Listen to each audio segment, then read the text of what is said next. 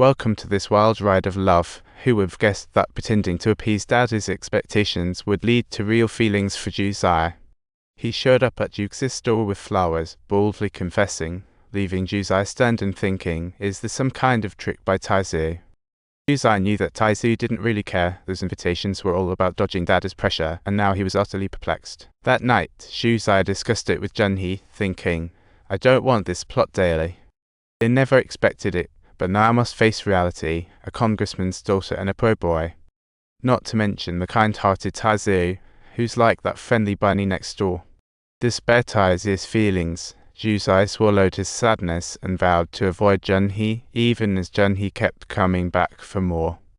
However, the gap between reality and ideal compelled Josiah to reluctantly refuse, as how could one casually let go of such innocent and youthful love?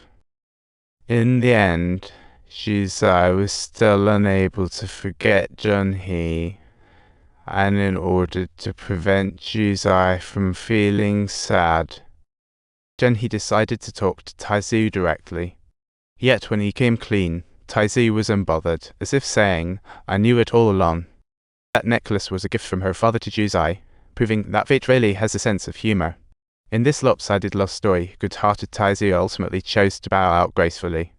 She asked Junhee to write Josiah in her own name, quietly steering this complicated entanglement.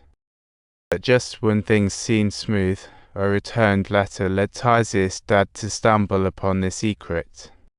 Dad found out Taizu was giving away his fiancée to a friend and gave her a serious dose of discipline with his belt.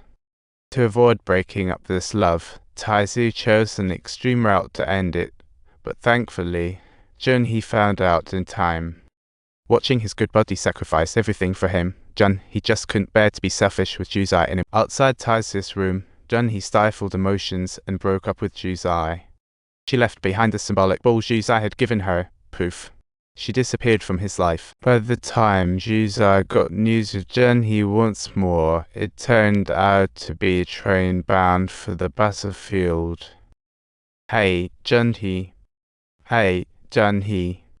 Hey, Junhee. Hey, Junhee. John.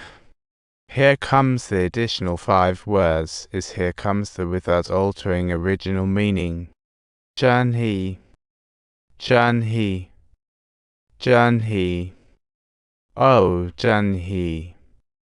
Just before the train took off, Junhee couldn't hold back his emotions and dashed to the door, while Josiah chased after, handing him the necklace, yelling desperately to ensure she would come back alive. Josiah thought to herself, don't forget me. Fast forward 4 years, and Junhee returned home in a sharp suit, inviting Josiah to dinner, leaving Josiah all giddy.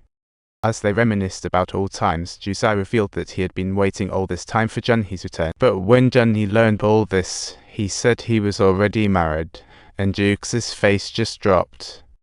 The atmosphere turned awkward in an instant. They didn't even know what to talk about.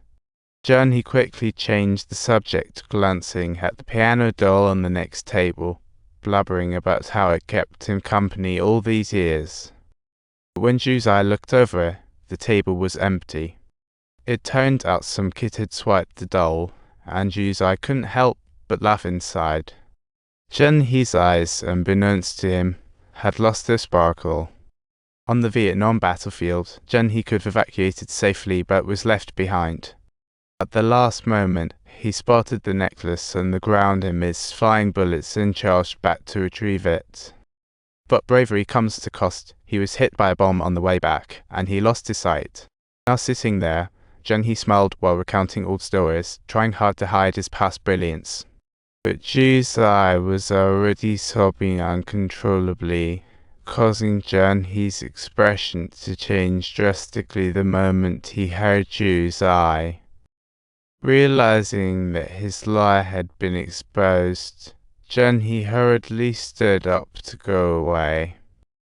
In his haste, he accidentally bumped into the chair behind him, sighed and said, "How can I possibly leave?